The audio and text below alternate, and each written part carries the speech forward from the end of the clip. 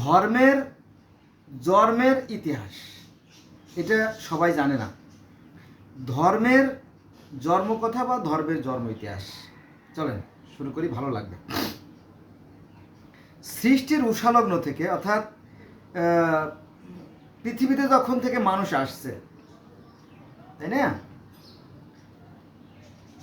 তখন থেকেই এই ধর্ম ছিল, আছে এবং থাকবে। সেটা হচ্ছে কি জানেন, এই যে পৃথিবী, এই পৃথিবীর বয়স হতো 460 কোটি বছর। পৃথিবীর বয়স 460 কোটি বছর। পৃথিবীতে জীবের আবির্ভাব 350 কোটি বছর, আর পৃথিবীতে মানুষের আবির্ভাব 80 লক্ষ বছর, মতান্তরে 50 লক্ষ বছর অথবা 25 লক্ষ বছর। 25 লক্ষ বছরের ডকুমেন্টস দলিল আছে আমার কাছে, 25 লক্ষ বছর আগে। কারণ প্রত্নতত্ত্ববিদরা যারা প্রাগৈতিহাসিক ঘটনাবলী নিয়ে যারা রচনা করে গেছে, সেখানে এর দলিল আছে যে আজ থেকে 25 লক্ষ বছর আগে ধর্ম পৃথিবীতে ছিল। আর ইসলাম ধর্মের বয়স কত? এই মাত্র বাচ্চা, শিশু, 1400 বছর, খুবই কম, তাই না? তো পৃথিবী এইতে যখন মানুষ আসে, তখন কিন্তু সৃষ্টিকর্তা মানুষকে জ্ঞান দিয়ে দিছে, জানেন তো। শুধু মানুষকে জ্ঞান দেন নাই, পৃথিবীর যত মাছ আছে, যত লক্ষ লক্ষ প্রজাতির মাছ আছে, তাদেরও জ্ঞান আছে, গাছেরও জ্ঞান আছে, কীট পতঙ্গ, মশা মাছি, উল্লা ঢেল্লা, প্রজাপতি, ফড়িং, সবারই জ্ঞান আছে। তারপরে পশু পাখি, মানুষ, সবার জ্ঞান আছে।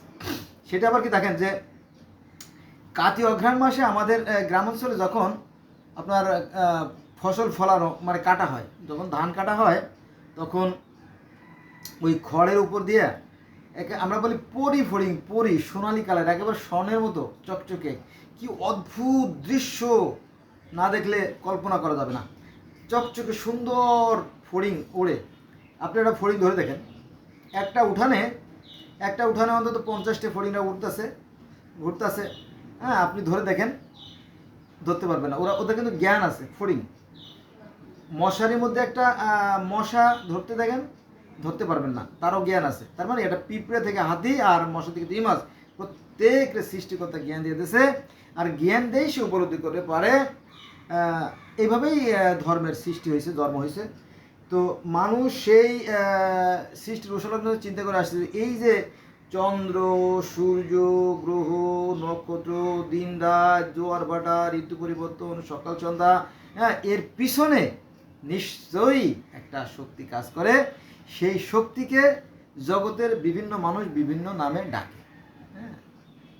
আর দুইজন খোদা কিন্তু পৃথিবীর কোনো ধর্মে নাই, কিন্তু এগুলো যারা ধর্মগুরু, যারা ব্যবসায়ী, তাদের বানানো। চলেন মূল কথায় যাই। তো সনাতন ধর্মের দাবি হচ্ছে যে আমাদের ধর্ম সবচেয়ে প্রাচীন এবং আদি আসল। এটা অমূলক নয়, অযৌক্তিক নয়। আর সৃষ্টিকর্তা হয়েছে যেটু জ্ঞান দিয়ে দিয়েছে, জ্ঞান দিয়েই বোঝা যায়। এবং কোরআনও ওই তাই বলে যে আসমান এবং জমিনের মধ্যে বহু নির্দেশন রয়েছে জ্ঞানীদের জন্য, তাই না? তো এইভাবে ধাপে ধাপে ধর্মের সৃষ্টি। আচ্ছা, আমি আজকের এই ভিডিওতে যেটা বলতে চাইছিলাম সেটা হচ্ছে যে বেদে যা আছে কোরআনে ঠিক তাই আছে, এবং তাওরাত, জবুর, ইনজিলে তাই আছে। চলেন, আমি মুসলমানের সন্তান, আমাদের আদি পিতা যিনি আদম যখন পৃথিবীতে আসেন, তখন তার সাথে একটা গরু ছিল।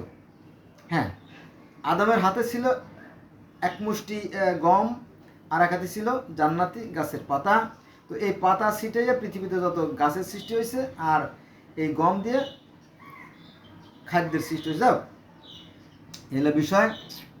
তো আদম প্রথম যখন পৃথিবীতে আসে, তখন তার সাথে একটা গরু ছিল। আবার কোরআন শরীফের প্রথমে আছে গরু, মজা না? কোরআন শরীফ প্রথমে আছে গরু। গরু মানে কি? বাকারা। কোরআন শরীফের যে দ্বিতীয় সূরা বাকারা শব্দ তো গরু বা গাভী, ঠিক আছে? আবার এই গরু আছে মিশরীয় ধর্মে, গরু আছে গিলগামেশের মহাকাব্য, এই গরু আছে পার্সি ধর্ম, গ্রিক ধর্মে, রোমান ধর্মে, মিত্রাই ধর্মে, বহু হাজার হাজার ধর্মে গরুর উপস্থিত আছে। এমনকি বেদেও গরুর কথা বলা আছে। বেদের প্রথমে বেদে তো 4টে পর্ব, ঋগ্বেদ, সামবেদ, যজুর্বেদ, অথর্ববেদ, 4টে বেদ। তো এই 4 বেদের আপনার প্রথমেই আছে গরুর কথা। হ্যাঁ, গরুর কথা আছে। সেটা আছে আপনার ঋগ্বেদের প্রথম মণ্ডলের 164টি সূক্তে গরুর কথা বলা আছে। আবার ঋগ্বেদের নবম মণ্ডলের তো এই গরুর কথা বলা আছে। এভাবে বেদে অসংখ্য অসংখ্য গরুর কথা বলা আছে। আবার আমাদের আদম যেমন গরু নিয়ে আসছিল পৃথিবীতে, ঠিক এরকমটি বিষ্ণুর বাহন হচ্ছে গরু। মজা না? বিষ্ণুর বাহন হচ্ছে গরু। হিন্দুদের যে বিষ্ণু তার বাহনও গরু। ঠিক আছে, এই গরুর সাথে একটা রহস্য আছে, অন্য ভিডিওতে আমি আলোচনা করব। আজকের আলোচনা আছে বেদে যা আছে কোরআনে তাই আছে সেটা নিয়ে। তাহলে কোরআনের প্রথমে গরু আছে, বেদের প্রথমে গরু আছে, বিষ্ণুর বাহন হচ্ছে গরু, আবার আমাদের আদমের বাহন হচ্ছে গরু। ক্লিয়ার? 4টে পয়েন্ট, কিন্তু it is not a simple matter. এটা বের করতে যথেষ্ট কষ্টসাধ্য ব্যাপার। যদি আপনারা আমাকে ধন্যবাদ দেন তো দিতে পারেন, না যদি গালাগালি করেন তাহলে এই গালাগালি কিন্তু আমার লাগবে না, আপনারই লাগবে। আচ্ছা, এবার আসেন, দুটি পক্ষী, মানে বেদে যেভাবে আছে আমি সেভাবে বলতেছি। দুটি পক্ষী একটি বৃক্ষে, একটি পাখি পিম্পল ভক্ষণ করলো, আর একটা শুধু অবলম্বন করলো। এটা পাবেন ঋগ্বেদের প্রথম মণ্ডলের 164টি সূক্তে। ক্লিয়ার?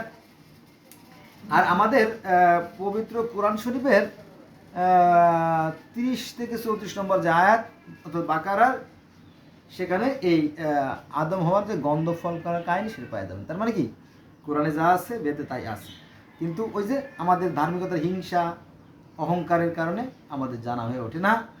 এর মাঝখান থেকে এক শ্রেণীর লোক ধর্ম ব্যবসা করে খায়, ফলে মানুষের মধ্যে মানুষের বিভেদ সৃষ্টি হয়, হিংসা বিদ্বেষ ঘৃণার সৃষ্টি হয়। এই ধর্মটা মূলত হিংসা বিদ্বেষ ঘৃণা থেকেই সৃষ্টি, কিন্তু আমরা সবাই মানুষ এক। আচ্ছা, এবার আসেন 3 নম্বরে। ওই যে গন্ধ খাওয়ার যে কাহিনীটা, সেটাও কিন্তু বেদেও আছে, কোরআনে আছে। সেটা কি? জমি মানে জমি হচ্ছে নারী আর জম হচ্ছে পুরুষ। তো জমি অর্থাৎ নারী যে, সে তারই দোষটা বেশি, যাই হোক কাম যাতনা বেশি তাদের। তো জমকে বলিল, আসো আমরা মিলিত হই, মানে আমরা সঙ্গম করি, আমরা সেক্স করি। এটা আমাদের পিতা গন্ধর্বের ইচ্ছা। এই গন্ধর্ব শব্দটা কিন্তু কোরআনে নাই, কিন্তু মুসলমান সবাই জানে যে আদম গন্ধ খাইছিল। চিন্তা করেন, তাহলে 99% লোক যদি না জেনে অন্ধভাবে বিশ্বাস করে, তাহলে কি করার আছে বলেন? কিছু বলা যাবে? বলা যাবে না। অথচ এই গন্ধর্ব শব্দটা কোরআনে এক জায়গাও নাই। তো গন্ধর্ব কি আছে, আপনি কি বলতে চাচ্ছেন? কোরআনে যেটা আছে সেটা আছে সাজারা। সাজারা একটা আরবি শব্দ, যার বাংলা অর্থ হচ্ছে গাছ। এখন এটা কি গাছ, এটা নিয়ে আছে মতভেদ। কেউ বলে এটা ডালিম ফল, কেউ বলে এটা ডুম ফল, কেউ বলে এটা কুতুর ফল, কেউ বলে গন্ধ ফল, কেউ বলে এটা আনার ফল, কেউ বলে এটা আসলে আদম হওয়ার উন্মুক্ত যৌবন। এর কথা বলা হয়েছে নানান ব্যাখ্যা, এই দিয়ে তৈরি হয়েছে হাদিস। ঠিক আছে, হাদিসের সাথে কোরআনে দেখবেন যে 90% মিল নাই। যাও, এই নিয়ে আলেমদের মধ্যে দ্বন্দ্ব। তাহলে এই গন্ধর্ব শব্দটা বেদে আছে। কোথায় আছে? এটা আছে ঋগ্বেদের নবম মণ্ডলের 10ম সূক্তে। আমার মনে হয় যে বেদ থেকে পরবর্তীতে মুসলমানদের মধ্যে এই গন্ধর্ব শব্দটা আসছে। যাক, মূল কথা হচ্ছে যে জমি যে নারী, সে জমকে বলতেছিল যে আসো আমরা মিলিত হই। বন্ধুরা, এখানে একটা আধ্যাত্মিক ব্যাপার আছে, জানেন? মনে করেন যে ফুল ফোটে না, ফুল ফুটে থাকে, ফুল সৌরভ ছড়ায়, তারপরে আপনার সৌরভ ছড়ায় এবং ঘ্রাণ ছড়ায়, সুইট স্মেল ছড়ায়। তো এগুলো প্রজাপতি, মৌমাছি, উল্লা ঢেলাকে আকৃষ্ট করে, ফলে পরাগায়ন ঘটে। ঠিক নারীও অনেকটা ওরকমই সৌন্দর্যের প্রতীক, কোমলতার প্রতীক, আশা জাগানোর প্রতীক। সেটা হচ্ছে কি, একটু ভালো করে বলি সেটা হচ্ছে আমাদের বাংলাদেশের যে জাতীয় কবি কাজী নজরুল ইসলামের কথা বলি। তিনি বলতেছে, ওগো নারী তুমি শ্রেষ্ঠ অবনীর, গোলাপে গঠিত ভরা ভিতর বাহির, সবিস্ময়ে বারবার তাই মনে হয় তুমি তো গোলাপ ছাড়া অন্য কিছু নয়। নারীদের দেখবেন যে বুকে তাদের ক্যাশ নেই, বরং রাডার সেট করা আছে, তাই না? রাডার আকর্ষণ, চুম্বক। তো তো এটা একটা আকর্ষণীয় দিক। তাদের কালো পশম নাই, তাদের সৌন্দর্য নষ্ট হয় না। তারপরে তাদের মেয়েদের নারীদের এই নাই, মোষ নাই। মোষ আছে নারীদের? না। দাড়ি আছে? না, দাড়ি নাই, তাই না? তো তাদেরকে সৃষ্টিকর্তা একটু অতিরিক্ত সুন্দর, কোমল, মোহনীয়, আকর্ষণীয় করে সৃষ্টি করছে, তাই না? আবার সুইট স্মেলও আছে, মাইন্ড করে না, মাইন্ড করলে কিন্তু শাইন করতে পারবে না। অবিবাহিত কুমারী মেয়েরা যদি গোসল করে, গ্রামে, সাধারণত গ্রাম অঞ্চলে দেখবেন যে তাদের শরীরে একটা আলাদা একটা ঘ্রাণ বের হয়, একটা ঘ্রাণ আছে। এটা শহরের মেয়েদের শরীরে পাওয়া যায় না, কারণ শহরের পরিবেশ তো দূষিত। তারপরেও কিছু কিছু আছে, একটা ঘ্রাণ আছে যেটা পুরুষকে আকৃষ্ট করে, তাকে পাগল করে দেয়, তাই না? এটা কিন্তু গড গিফটেড, মাইন্ড করবেন, এটা গড গিফটেড, মানে ঈশ্বর প্রদত্ত, আল্লাহ প্রদত্ত এই সমস্ত বিষয়। তো এই বিষয়টা অযৌক্তিক না যে জমি, যে নারী, যে সে জমকে বলছিল যে আসো আসো আমরা মিলিত হই, সেক্স করি, এটা আমাদের পিতা গন্ধর্ব ইচ্ছা। তো জম বলো না না না না না না না না না না, এরা এ কাজে আমরা অভ্যস্ত ছিলাম না। যদি দোষী সাব্যস্ত হয়ে যায় তাহলে বড় ধরনের শাস্তি হবে, কারণ আমাদের সৃষ্টিকর্তার দৃষ্টি অবলক। ঠিক আছে? কোরআনেও তাই আছে যে নারী হাওয়া আদমকে মানে গোপনে গন্ধফল খাওয়াইছিল। কি করছো তুমি, আর কি খাওয়াইছো? বলে গন্ধ খাওয়াই দিছি।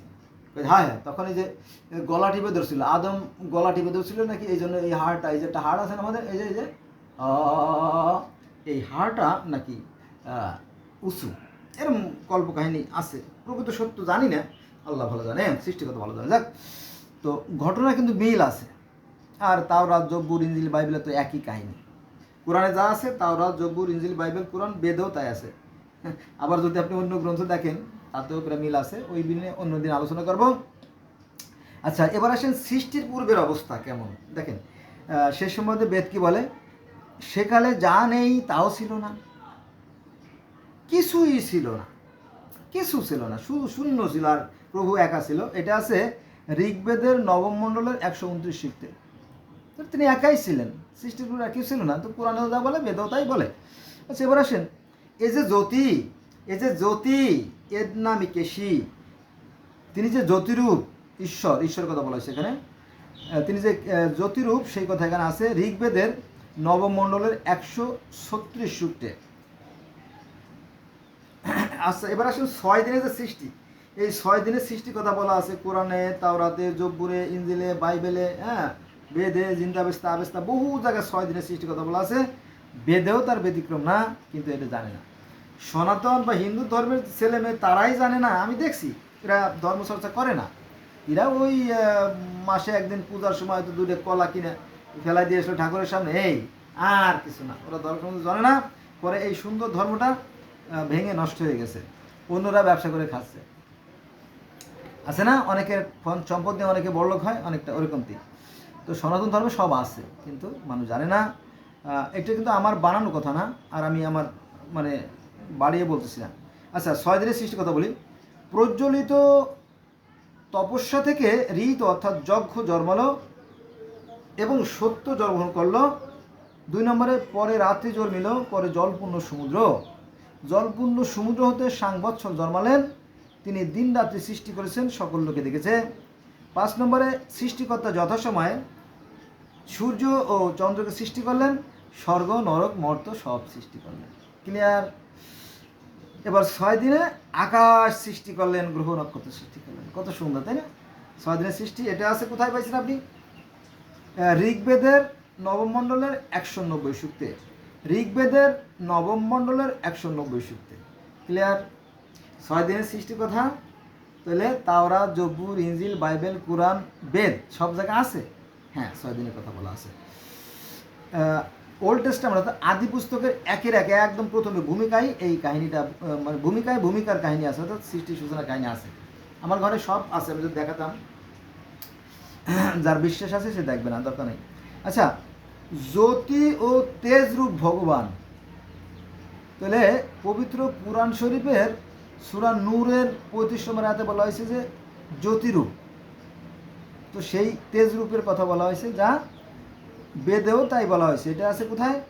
এটা আছে যজুর্বেদের প্রথম কাণ্ডের প্রথম প্রপাঠকের 9-25। ক্লিয়ার? তার মানে কি কোরআন যা বলতেছে বেদ তাই বলতেছে, কিন্তু এই বিষয়গুলো আলেমরা লুকায় রাখে, কেন রাখে আমি জানি না। তাহলে তেজ ও জ্যোতিরূপ ভগবান, আচ্ছা পেলাম। এবার আসেন আর একটা বাক্যে, হে পবিত্রকারক ভগবান, তোমাকে হৃদয়ে ধারণ করছি। ভগবানকে বা সেই ঈশ্বরকে হৃদয়ে ধারণ করতে হয়। এটা আছে যজুর্বেদের চতুর্থ প্রপাঠকের অনুবাদ নম্বর 1।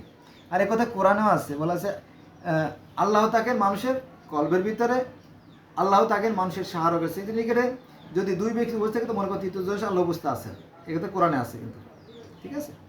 যদি আপনারা বেশি কড়াকড়ি করেন তাহলে আমি আয়াত নাম্বার সূরা নাম্বার বলতে পারি। আর যদি মনে করেন যে না সময় নষ্ট করা দরকার তাহলে ঠিক আছে, ঠিক আছে। আমি কিন্তু বানোয়াট কোনো কথা বলতে চাচ্ছি না, আর এই সমস্ত কিন্তু সেন্সিটিভ বিষয়, এখানে বানোয়াট করা বলা যাবে না। তারপরে হে প্রাণ বায়ুরূপ আত্মা, এই যে আমাদের আত্মা যে প্রাণ বায়ু, এটা কোরআনেও আছে এবং বেদেও আছে। এটা আছে আপনার যজুর্বেদের তৃতীয় প্রপাঠকের 2-7 আছে প্রাণ বায়ুরূপ আত্মা। আর আমাদের কোরআন শরীফের সূরা বাকারা, অর্থাৎ প্রথম সূরা যেটা, সেখানে আছে এই প্রাণ বায়ুর কথা। কারণ আদমকে সৃষ্টি করার পরে আল্লাহ ফেরেশতাকে বললো, হে ফেরেশতারা, আমি যখন আদমের মধ্যে আমার রূহ ফুঁকে দেবো তখন তোমরা তাকে সেজদা করো, ঠিক আছে? তো যখন প্রাণ বায়ু তার ভিতরে ঢুকাই দিল তখন আদম সচল হয়ে গেল। সেই প্রাণ বায়ুরূপ আত্মার কথা কোরআনের সূরা বাকারায় আছে আর যজুর্বেদের তৃতীয় প্রপাঠকে আছে, যদি আপনি দেখতেন। এবার আসেন যজ্ঞ, নামাজ, মোস্ট ইম্পর্ট্যান্ট পয়েন্ট। হ্যাঁ, ইসলাম ধর্মে নামাজটা খুবই গুরুত্বপূর্ণ। আর সনাতন ধর্মে এই যজ্ঞ মানে নামাজ। যজ্ঞ কাকে বলে জানেন? যজ্ঞ মানে সেই সৃষ্টিকর্তার প্রতি দুহাত তুলে আরাধনা। যজ্ঞ আবার কয় প্রকার? 5 প্রকার। বেদে যজ্ঞ 5 প্রকার, পঞ্চ মহাযজ্ঞ। তাহলে 5 ওয়াক্ত নামাজের কথা বেদেও আছে। 5 ওয়াক্ত নামাজের কথা আজ থেকে 5000 বছর আগে যে পার্সি ধর্ম অর্থাৎ জেন্দাবেস তাবেস্তে, সেখানে 5 ওয়াক্ত নামাজের কথা বলা আছে। তা কোরআনেও 5 ওয়াক্ত নামাজের কথা বলা আছে। তার মানে কি আজ থেকে 80 লক্ষ বছর আগে অথবা 50 লক্ষ বছর অথবা 25 লক্ষ বছর আগে এই নামাজ ছিল। ক্লিয়ার? নামাজ আছে, থাকবে। আবার যারা বুদ্ধ তারাও কিন্তু নামাজ পড়ে, তারাও কিন্তু শান্তির কথা বলে, তাই না? জগতের সকল প্রাণী সুখী হোক, সকলে শান্তি প্রতিষ্ঠিত হোক, আছে না? আছে। ত্রিপিটক যখন যে করে না, এটা আমি ছোটোবেলা শিখছি, সেই 82 সালে যখন ছোটো ছিলাম, যখন বিটিভি যখন চালু করতাম বিকেলবেলা, তখন গীতা পাঠ হতো, কোরআন শরীফ পাঠ হতো, তখন জানছি যে তারাও সেই শান্তির কথা বলে। আর হিন্দু ধর্মেও শান্তি আছে, ওম শান্তি শান্তি শান্তি, তাই না? যাক, তো শান্তির কথা সকল ধর্মেই বলে, কিন্তু মুসলমানদের মাথা মোটা তো, এরা একটু বাড়াবাড়ি করে আর কি। এরা ধ্বংস হয়ে যাবে, অচিরেই ধ্বংস হয়ে যাবে, এবং হচ্ছেও বটে। সারা পৃথিবীতে মুসলমানরা মার খাচ্ছে, সারা পৃথিবীতে মুসলমানরা মার খাচ্ছে। এদের মাথায় খালি গোবর, ওই যে গরুর মাংস খায়, ওই গোবর জমে যায় মাথায়। আসুন আমরা ধর্মের বিভেদ ভুলে যাই, সকলে আমরা ভাই ভাই। এবার আসেন প্রার্থনা। এই প্রার্থনার পদ্ধতিটা মানে আমরা এই যে আপনার বেদে নামাজটা কেমন করা হবে সেটা বলা হয়েছে যে হে অন্নের উৎপাদক, হে অন্নের উৎপাদক পরমেশ্বর। এই কথাটা কিন্তু বেদে আছে। এই হে অন্নের উৎপাদক পরমেশ্বর বেদ থেকে নেওয়া। আমার কাছে নোট আছে, আমার কাছে একটা নোট আছে, বেদের নোট। হে অন্নের উৎপাদক পরমেশ্বর, হে পৃথিবীর অধিপতি, হে পৃথিবীর অধিপতি। এ কথা কে বলতে পারে? পৃথিবী যিনি বানাইছে, তাই না? হে পৃথিবীর অধিপতি, এই কথাটা বেদে আছে। কোথায় আছে এটা? এটা আছে আপনার আরও আছে, হে ঈশ্বর, হে ঈশ্বর তুমি দেবতাদের মাধ্যমে পাঠাও। দেবতা হচ্ছে মাধ্যম। যেমন আমরা মুসলমানরা মনে করি যে নবী রাসূল হচ্ছে মাধ্যম, তাই না? আল্লাহর সাথে নবী রাসূলরা সাক্ষাৎ করেন বা দেখা করেন, পরে নবীরা আবার আমাদের মাধ্যম করেন। তো ঠিক এই কথাটা এখানে চলে আসছে, হে অন্নের উৎপাদক, হে পরমেশ্বর, হে পৃথিবীর অধিপতি, তুমি আমাদেরকে দাও। কাদের মাধ্যমে দাও? এই দেবতা বা অবতারদের মাধ্যমে দাও। ক্লিয়ার? অর্থাৎ আমরা মুসলমানরা যাকে বলি নবী রাসূল, হিন্দুরা তাকে বলে দেবতা বা অবতার। ক্লিয়ার? তাহলে সমস্যা রইল না, শুধুমাত্র বুঝতে বাকি। এক দেশের গালি আর এক দেশের গুলি। তো এটা কোথায় আছে? হে দেবতা, হে ঈশ্বর তুমি দেবতার মাধ্যমে। এটা আছে আপনার যজুর্বেদের 7ম প্রপাঠকের 837 পৃষ্ঠায়, যদি আপনি দেখতেন। আচ্ছা, এবার আসেন সৃষ্টির পূর্বের অবস্থা। আমাদের ইসলাম ধর্মের একটা কথা আছে, যেহেতু আমি মুসলমানের সন্তান, বলা হয়েছে যে আল্লাহর নূরে ফেরেশতাদের সৃষ্টি আর ফেরেশতাদের নূর দ্বারা জগৎ সৃষ্টি, এটা কথা বলা আছে। কিন্তু এটাকে হুজুরা অতিরঞ্জিত করে বানাইছে যে আল্লাহ নূরে মোহাম্মদের সৃষ্টি আর মোহাম্মদের সৃষ্টি নূরে জগৎ সৃষ্টি, যদিও এটা মিথ্যা কথা, এটা বানাইছে, কিন্তু এটা সঠিক না। দেখ, তো এই কথাটা বেদে আছে যে সৃষ্টির পূর্বে প্রজাপতি একাই ছিলেন। প্রজাপতি বলতে হবে সেই আল্লাহ বা সৃষ্টিকর্তাকে বলা হয়েছে, অলমাইটি ক্রিয়েটর যিনি, তাকে বলা হয়েছে প্রজাপতি। তিনি কামনা করলেন যে তিনি সৃষ্টি করবেন, তখন কি করলেন, শরীর থেকে বপা উদিত করে অগ্নিতে নিক্ষেপ করলেন, তা থেকে শৃঙ্গর হইতে অজ উৎপন্ন হলো, তাকে তার অনুরূপ দেবতাকে, অর্থাৎ আল্লাহ জ্যোতি, তার ফেরেশতারা জ্যোতি নাই, সেই কথা বলা হয়েছে যে অনুরূপ দেবতাকে অর্পণ করে তিনি প্রজা ও পশু লাভ করেন। এটা আছে যজুর্বেদের দ্বিতীয় কাণ্ডের প্রথম পাঠক আর কি। যজুর্বেদের দ্বিতীয় কাণ্ডের প্রথম পাঠকে এই কাহিনীগুলো আছে, বেদের পৃষ্ঠা নম্বর 846। ক্লিয়ার? তো কোরআন যা বলতেছে বেদ তো তাই বলতেছে, তো সমস্যাটা কোথায়? তাহলে মুরব্বী হিসেবে মানা উচিত কিনা? মানা উচিত। তবে যেগুলো অপ্রাসঙ্গিক, যেটা মেলে না, সেগুলো আমরা বাদ দিতে পারি, তাই না? আচ্ছা, এবার আসেন স্বর্গে যুদ্ধ। জানেন তো যে ফেরেশতাদের সাথে আল্লাহর বা আদম হওয়ার যে একটা সংঘাত হয়েছিল, এই কাহিনী কোরআনে আছে। তো ঠিক এরকম একটা যুদ্ধের কাহিনী বেদেও আছে। স্বর্গে যুদ্ধ, দেবতা ও অসুরের মধ্যে যুদ্ধ হয়েছিল, এটা আছে যজুর্বেদের দ্বিতীয় কাণ্ডের প্রথম প্রকটক। তার মানে কি কোরআনে যা আছে বেদে তাই আছে। পরমেশ্বর সপ্ত লোক ব্যাপে আছেন, 7 আসমান জুড়ে আছে, এটা অথর্ববেদের প্রথম অনুবাকে আছে। কোরআনেও তাই আছে যে আল্লাহ সপ্তম আকাশে জুড়ে আছেন, মাঝে মাঝে তিনি প্রথম আকাশে, কোনো কোনো সময় দ্বিতীয় আকাশে, কোনো কোনো তৃতীয় আকাশে, কোনো কোনো চতুর্থ আকাশে, কোনো পঞ্চম, কোনো ষষ্ঠ আকাশে তিনি নেমে আসেন, একথা আছে। কোরআন হাদিস এগুলো আছে, অর্থাৎ কোরআনে যা আছে বেদে তাই আছে। এবার আসেন, হে ভগবান, হে ভগবান, তোমার জ্যোতিরূপের প্রতি নমস্কার, তুমি সর্বোচ্চ বিরাজমান, তুমি সর্বব্যাপী। এটা আছে অথর্ববেদের তৃতীয় অনুবাদ। তার মানে কি বেদে যা আছে কোরআনে তাই আছে। এবার আসেন, স্বর্গে বলবানকে শুল্ক দিতে হয় না, সবার উপর তিনি সমানুভাবাপন্ন। স্বর্গের বিবরণ আছে অথর্ববেদের তৃতীয় অনুবাকের তৃতীয় সূক্তে। কিন্তু এই আমাদের হুজুররা, আমাদের আলেমরা দেখবেন যে ওই ওয়াজ মাহফিলে যত বদনাম আছে অন্য ধর্মের প্রতি করে, মসজিদেও তাই করে, মাদ্রাসাও তাই করে, কিন্তু তারা না জেনে করে। আর আমি জেনে কথা বলতেছি, হ্যাঁ, সেটা হচ্ছে যে তারা বলে কি যে সি সি সি হিন্দু ধর্ম কত খারাপ, তারা শিয়াল, কুকুর, ইন্দুর, বিলেই, সাপ, হ্যাঁ, জানোয়ার, এই সমস্ত হয়ে জন্ম নেয়। না, মিথ্যা কথা, তারা জানে না। যারা সৎকর্ম করে তারা স্বর্গে যায়, আর যারা অসৎ কাজ করে তারা নরকে যায়। ক্লিয়ার? এটা আছে কোরআনে, বেদে এইগুলো আছে, কোরআনেও আছে। তবে ওই যে পুনর্জন্ম কাদের হয়, ড্র, অর্থাৎ 50% ভালো আর 50% মন্দ যারা করে তাদের জন্য একটা বাড়তি সুযোগ দেওয়া হয়, সেইটা হচ্ছে পুনর্জন্ম। ক্লিয়ার? এই বিষয়টা আলেমরা জানে না, জানার চেষ্টা করে না, আর যারা জানে জানলেও বলে না, ওই যে মায়ের খার বয়তে। আচ্ছা, এবার আসেন, সৃষ্টির আদিতে জল সকল কারণরূপে সমগ্র জগৎ রক্ষা করেছিল। হিরণ্যগর প্রজাপতি সকল সৃষ্টির আগে উৎপন্ন হয়েছিল। এটা আছে অথর্ববেদের দ্বিতীয় অনুবাকের দ্বিতীয় সূক্ত, বেদের পৃষ্ঠা নম্বর 870। বন্ধুরা, আমাদের এই কথা আমাদের কোরআন শরীফে আছে। যেহেতু আমি জগতের বিভিন্ন ধর্মের ছাত্র, আমাকে তো মানে ক্লান্ত লাগতেছে, তো সেখানে আপনার কি বলতেছিলাম, হ্যাঁ, পানি থেকে সৃষ্টির সূচনা, এটা আছে আপনার সূরা হুদের 7 নম্বর আয়াতে। ঠিক আছে? কিন্তু পানি কোথা থেকে আসলো এই বিষয়টা কোরআনে নাই, কিন্তু এটা বেদে আছে যে সৃষ্টিকর্তা একাই ছিলেন, তিনি ছিলেন অদৃশ্য নিরাকার। তারপরে তিনি চিন্তা করলেন আমি সৃষ্টি করবো, তিনি পানি সৃষ্টি করলেন। এজন্য এই পানিকে বলা হয় ঈশ্বরের বীর্য। ঈশ্বরের বীর্য, এই বীর্য মানে কি মানুষের বীর্য না বা প্রাণীর বীর্য না, এই হচ্ছে এই যে বীর্যটা, এই যে এটা বীর্য, এটা ঈশ্বর বীর্য, এটা হলো ঈশ্বরের বীর্য। আর আকাশ আর পৃথিবী, এই দুয়ের মাঝখানে যখন আর্দ্রতা সৃষ্টি হয় তখন কিন্তু প্রাণের সৃষ্টি হয়। সৃষ্টিকর্তা কিন্তু আমাদের চোখের সামনে সব কিছু সৃষ্টি করতেছে, কিন্তু আমরা যারা নির্বোধ তারা বুঝতে পারতেছি না, যারা জ্ঞানী তারা কিন্তু বুঝতে পারে এবং সৃষ্টিকর্তার উপস্থিতিটা টের পায়। হ্যাঁ, আপনি যদি জ্ঞানী হন, আপনি যদি বিবেচক হন, আপনিও সৃষ্টিকর্তার সাথে দেখা করতে পারবেন। সবাই সাথে সৃষ্টিকর্তা দেখা দেন না। সৃষ্টিকর্তার সাথে দেখা করতে হলে জ্ঞানী হতে হবে। জ্ঞানী হলে দেখবেন যে ঠিকই আপনার সাথে সৃষ্টিকর্তা দেখা দেবেন।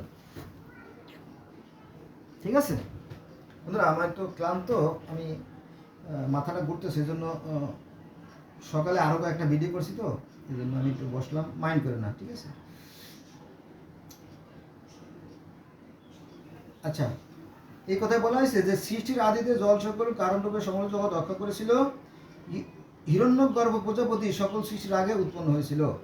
অর্থাৎ সৃষ্টিকর্তা প্রথমে নিজেকে সৃষ্টি করেন। এটা আবার কেমন, বেদের ভাষায় বলি যে সৃষ্টিকর্তা চিন্তা করলেন যে আমি একাধিক হব, বহু হব, আমি নিজেকে প্রকাশ করব। তখন তিনি হস্ত, পদ, কর্ণ, নাসিকা, গৃহা, জিহ্বা, ত্বক, মোটামুটি শরীরের ফ্রেম তৈরি করে নিজের ভিতরে আত্মার উপর প্রবেশ করলেন। ক্লিয়ার? এই কথাগুলো আছে। আর আমাদের ইসলাম ধর্মে আছে বাকারায় যে আল্লাহ পাক আদমকে সৃষ্টি করে তার ভিতরে তার রূহ ঢুকে দিল, অর্থাৎ নিজেকে ঢুকালো, এরকম কাহিনী আছে আর কি। যাই হোক, তারপরে আছে একমাত্র ঈশ্বরই ছিলেন, সৃষ্টি করে আর কেউ ছিল না। এটাও আছে আপনার অথর্ববেদের 2য় অনুবাকের 870 পৃষ্ঠায়। ঈশ্বরের প্রথম সৃষ্টি জলগুলো পুত্ররূপে হিরণ্যগর্ভের উৎপত্তির জন্য ঈশ্বর বিশিষ্ট বীর্য গর্ভশয় লাভ করেছিল, অর্থাৎ ডিম। কোরআনে আসছে আর দাহাহা, এটা আছে অথর্ববেদের 4th কাণ্ড 9। বন্ধু, এটা আমি একটু ক্লিয়ার করে বলি। সেটা হচ্ছে যে আমাদের নবী মুহাম্মদ সাল্লাল্লাহু আলাইহি ওয়াসাল্লামের যে কন্যা মা ফাতেমা, তিনি একবার আল্লাহকে প্রশ্ন করেন, হে আল্লাহ, তুমি যখন পানির পরে ডিম বাকারে ভাসতেছিলে তখন তোমার খোলস ছিলাম আমি। ঠিক আছে? আর দাহা মানে কি? ডিম। অর্থাৎ সৃষ্টিকর্তা পানি দিয়ে একটা ডিম তৈরি করলেন, হ্যাঁ, আর ডিমের ভিতরে আঁকি তৈরি করলেন। আর এটা হচ্ছে এই পৃথিবী। এই ডিমটাও কিন্তু, এটা ডিমটা, পৃথিবীটা কিন্তু একটা অতিকায় ডিম্ব, উট পাখি ডিমের মতো, তাই না? জাকির নায়কের লেকচার শুনলে এটা বুঝতে পারেন এই কথা। তো ওই ডিমের কথা বা ডিম বাকি তৈরি করলো, ওইটাই আছে কোরআনে আছে। আর দাহাহা আর ডিম, এই দুটো শব্দ আছে। আর সনাতন ধর্মের বেদে আছে গর্ভাশয় বা ব্রহ্ম অণ্ড অথবা হিরণ্যগর্ভ। দেখেন, একই জিনিসকে বলতেছে ডিম, কেউ বলে বয়জা, ডিম বলে, বয়জা বলে, আন্ডা বলে, এগ বলে, হিরণ্যগর্ভ বলে, ব্রহ্মাণ্ড বলে এবং আদাহা বলে, তাই না? এক একজনে এক এক ভাষায় বলে। যাক, এগুলো সবাই বুঝবে না, সবাই জানবে না, তারপরে আমার দায়িত্ব বলার, আমি বলে যাচ্ছি। যেহেতু সৃষ্টিকর্তা আমাকে বিভিন্ন ধর্ম সম্বন্ধে বলার তৌফিক দান করছেন, তাহলে সৃষ্টিকর্তা চিন্তা করলেন আমি সৃষ্টি করবো, প্রথমে পানি সৃষ্টি করলেন, পানি সৃষ্টি করে তারপরে এই সৃষ্টি করলেন। আচ্ছা, তারপরে আছেন সর্প। এই সাপের কথা কোরআনে আছে এবং আপনার অথর্ববেদের প্রথম প্রপাঠকের 5ম সূক্তে সাপের কথা বলা আছে। কত আছে বন্ধু? 25 মিনিট আছে। 25 মিনিট ভিডিওটা খুব সংক্ষিপ্ত করতে গেলে বন্ধ হয়ে যাবে, আমার বলা হবে না। আচ্ছা, গ্রহ নক্ষত্রের ব্যাপারে বলা আছে অথর্ববেদের 5ম অনুবাকে 2য় সূক্তে। তারপরে পৃথিবীর ঊর্ধ্বদেশে স্বর্গ আর অধোদেশে নরক, এই নরক সম্বন্ধে কোরআনে আছে, বেদেও আছে।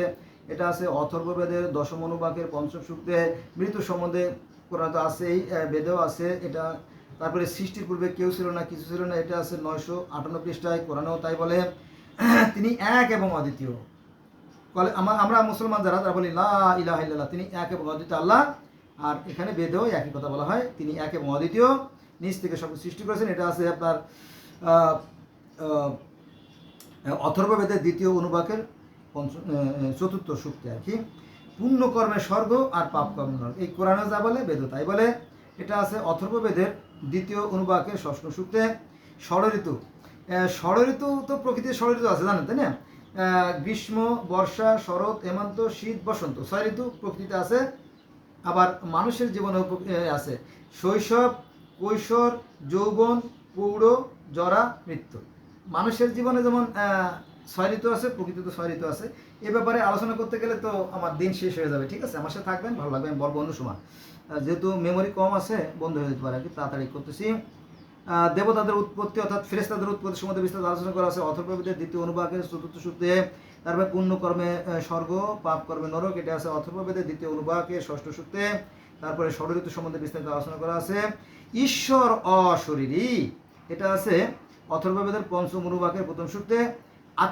আত্মা সম্বন্ধে কোরআনেও আলোচনা করা আছে, বেদেও আলোচনা করা আছে। আত্মা সম্বন্ধে বলা আছে যে অথর্ববেদ পঞ্চম অনুবাদ প্রথম সূক্ত। অর্থাৎ পৃথিবীর উদদেশে আছে স্বর্গ আর অধোদেশে নরক।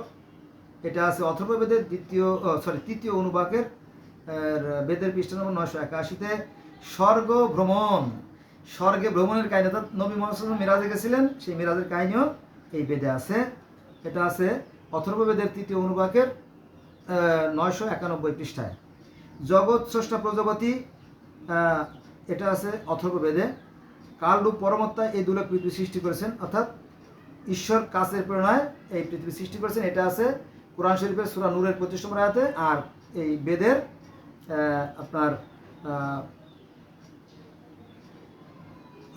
অথর্ববেদের ষষ্ঠ অনুবাকের অষ্টম সূক্তে, অথর্ববেদের ষষ্ঠ অনুবাকের অষ্টম সূক্তে এই ঈশ্বর যে জ্যোতিময় সেই কথা বলা আছে। সকল জগতের স্বামী যে কাল প্রজাগণের স্রষ্টা, চতুর্মুখ ব্রহ্মার পিতা, সত্যলোকে স্থিত চতুর্মুখ ব্রহ্মাকে তিনি পালন করেছেন। যে 4জন ফেরেশতার কথা এখানে বলা আছে। আমাদের ইসলাম ধর্মে 4জন ফেরেশতার কথা বলা আছে। পিশাচ, শয়তান, হিন্দুরা বলে পিশাচ, আমরা বলি মুসলমান শয়তান বা ইবলিস বা আজাজিল। 33 দেবতা বা 33 প্রকারের দেবতার কথা বলা আছে। এটা আছে অথর্ববেদের সপ্তম অনুবাকের দ্বিতীয় সূক্ত। কালরূপ পরমাত্মায় সৃষ্টির আদিতে প্রজাপতি ব্রহ্মাকে উৎপন্ন করেছিলেন। এটা আছে অথর্ববেদের ষষ্ঠ অনুবাকের অষ্টম সূক্তে। অর্থাৎ সৃষ্টিকর্তা 4জন ব্রহ্মাকে সৃষ্টি করেন এবং তাদেরকে দায়িত্ব দেন, তোমরা সৃষ্টি করো, একজন সৃষ্টি করে, একজন পালন করে, একজন ধ্বংস করে, একজন মেসেজ দেয়। ক্লিয়ার? একই কথা। কোরআনে যা আছে বেদে তাই আছে, কিন্তু ব্যবসায়ীরা জানতে দেয় না। যাক, অগ্নি দেবতা, ইন্দ্র দেবতা, বিশ্ব দেবতা। আমি অগ্নির স্তুতি করি, অর্থাৎ সেই জ্যোতির স্তুতি করি। এটা আছে ঋগ্বেদের সংহিতা প্রথম মণ্ডল। তারপর আছে হে ব্রাহ্মণস্পতি, তুমি সমস্ত জগতের ঈশ্বর, ঈশ্বরের আর একটা নাম। এটা আছে ঋগ্বেদে। হে ইন্দ্র, তুমি সৃষ্টিকর্তা, একজনই। তিনি হতেই পৃথিবী, আকাশ, দুলক, ভূলোক সব কিছু বিস্তৃত হয়েছে। সে সকল দেবতার উদ্দেশ্যে যজ্ঞ, তারা শেষ জন্মালেন। ঋগ্বেদ নবম মণ্ডল 149 সূক্ত। অর্থাৎ সৃষ্টিকর্তা তো অভাব মুক্ত, তার কোনো অভাব নাই। যারা মেসেঞ্জার তাদেরকে আমরা পূজা করি, আরাধনা করি, এই কথা। হে ইন্দ্র, তুমি সর্বদর্শী, বলছি তুমি ভুবন সৃষ্টিকারী, তুমি ভুবন সৃষ্টি করেছো। ভুবন মানে কি? পৃথিবী। তুমি ভুবন সৃষ্টিকারী। কই গেল? হ্যাঁ, তুমি ভুবন সৃষ্টিকারী, একথা আছে আপনার অথর্ববেদের 21 অধ্যায়। দেবতা অসুরদের যে যুদ্ধ সেটা আছে। গাভী গরুর কথা অনেকবার আছে। ইঁদুর সাপ মোহরের কথা বলা আছে। এটা কোরআনেও আছে, সাপ মোহরের কাহিনী, যে সাপে দুষ্টুমি করিয়া পরে আদম হাওয়াকে গন্ধব খাইতে বাধ্য করছিল, পরে তারা স্বর্গচ্যুত হয়ে গেল, এই কাহিনী আছে। এখানেও সেই সাপ মোহরের কাহিনী বলা আছে। কিন্তু ওই যে ধার্মিকতার হিংসা, ঘৃণা, বিদেশের কারণে আমাদের জেনে হওয়া ওঠে না আর কি। সৃষ্টির পূর্বে কিছুই ছিল না, তিনি একাই ছিলেন। এটা আছে আপনার 958 পৃষ্ঠায়। মায়া শক্তি আমাদের ইসলাম ধর্মে আছে যে কুন ফায়াকুন, আল্লাহ বলেন কুন, হওয়ার হয়ে যায়। তো ঠিক সনাতন ধর্মে আছে মায়া শক্তি বলে তিনি সৃষ্টি করেন। অর্থাৎ সৃষ্টিকর্তা তার যেখানে অবস্থানে থাকেন, সৃষ্টিকর্তার জন্ম, মৃত, ধ্বংস, লয় কিছু নাই, তিনি তার অবস্থানে থেকে সৃষ্টি করেন। বাইবেলও তাই আছে, সৃষ্টিকর্তা অতিকায় জ্যোতি, আর তার আছে 7টা আত্মারূপ, তারা তার প্রতিনিধি হিসেবে কাজ করে। আমি বেদ, তাওরাত, জব্বুর, ইনজিল, বাইবেল সবই বলতে পারতাম, বলতে তো কয়েক মাস সময় লাগবে, তাই না? এই জন্য সংক্ষিপ্ত করলাম। যাক, দিন মাস বছর সম্বন্ধে বিস্তারিত আলোচনা করা আছে। তিনি বিরাট পুরুষ, তার থেকে সব কিছু সৃষ্টি। এটা আছে বেদের 1055 পৃষ্ঠায়। যা আছে বিশ্বব্রহ্মাণ্ডে তা আছে দেহভাণ্ডে। আমরা কিন্তু এটা বলি, কিন্তু এটার ব্যাখ্যা দিতে পারি না। তারপরে আসেন মূল কথা, আদমকে যে ছুড়িয়ে ফেলানো হয়েছিল, স্বর্গ থেকে যে আদমকে ছুড়িয়ে ফেলানো হয়েছিল জেদ্দায় বা শ্রীলঙ্কায় বা, তাই না, সেই বিষয়ে বেদে আছে। হে দেবতাগণ, তোমরাই আমাকে নিচে পতিত করেছো, হয়তো আমি অপরাধ করেছি, পুনরায় প্রাণদান করো। এটা আছে ঋগ্বেদের নবম মণ্ডলের 137 সূক্তে। ঋগ্বেদের নবম 137, অর্থাৎ এই যে আদম হওয়ার যে স্বর্গ থেকে ছুড়ে ফেলার কাহিনী, সেই কাহিনীটাও এই বেদে আছে। কিন্তু আমি জানি যে সনাতন ধর্মের ভাইরা এই জিনিসগুলো তারা পড়ে না, জানে না, ফলে সংঘাত অনিবার্য হয়ে ওঠে। মুসলমানরা হিন্দুদেরকে মারে আর হিন্দুরা মুসলমানকে মারে, এই হিংসা, বিদেশ, ঘৃণা থেকে, আর কিছু না। কিন্তু প্রকৃত ধর্ম সুন্দর এবং বেদে যা বলে কোরআনে তাই বলে। এবার আসেন, বিষ্ণু কর্দম থেকে ম্লেচ্ছর বংশ প্রবর্তনকারী উৎপন্ন হয়েছিল। ওই যে বিষ্ণুকে কাদা দিয়ে তৈরি করেছে বিষ্ণু, বিষ্ণু কর্দম থেকে বংশ প্রবর্তন উৎপন্ন হয়েছিল। বিষ্ণু আছে ওই যে আমি ভিডিও শুরুতে বলছিলাম না যে আদম আলাহিসাল্লামের বাহন ছিল গরু, অথবা আদম আলাহিসাল্লাম যখন পৃথিবীতে প্রথম আসে তার সাথে একটা গরু ছিল। তো ঠিক বিষ্ণুর ও কদ্দম দিয়ে তৈরি, তো বিষ্ণুর বাহন ছিল গরু। তাহলে আদম আর বিষ্ণু মনে হয় এক ব্যক্তির কথা বলা হয়েছে, তাই না? কিন্তু আমরা দূরত্ব সৃষ্টি করছি আর কি। তাহলে আদম তার পত্নী আদম তার পত্নী হব্বাবতীকে পাপ বৃক্ষে নিচে দর্শন দেন। তৎপর বলি মহাজন সেখানে স্বরপূর্বে চলে আসেন। এটা আছে আপনার ভবিষ্য পুরাণের 31 নম্বর পৃষ্ঠায়। আদম ব্রহ্মফল ভক্ষণ করে উদম্বর পাতা দ্বারা তার আসন তৈরি করে ম্লেচ্ছ হয়ে যায়। নুহুর বন্যার কাহিনী আছে। তারপরে বলি অর্থাৎ কুরবানি, রাজা রন্তিদেবের পাকশালায় রান্না করে প্রতিদিন 2000 গরু জবে হতো। এটা আছে মনুসংহিতা, লেখক মানবেন্দু বন্দ্যোপাধ্যায় শাস্ত্রী। মহাভারত, লেখক রাজশেখর বসু। ওই বইয়ের অর্থাৎ মনুসংহিতার বন পর্ব 40 বন পর্ব পৃষ্ঠা নম্বর 177 এই কাহিনীগুলো আছে। তার মানে কি বন্ধুরা, আমি ক্লান্ত হয়ে যাচ্ছি, ঘেমে যাচ্ছি।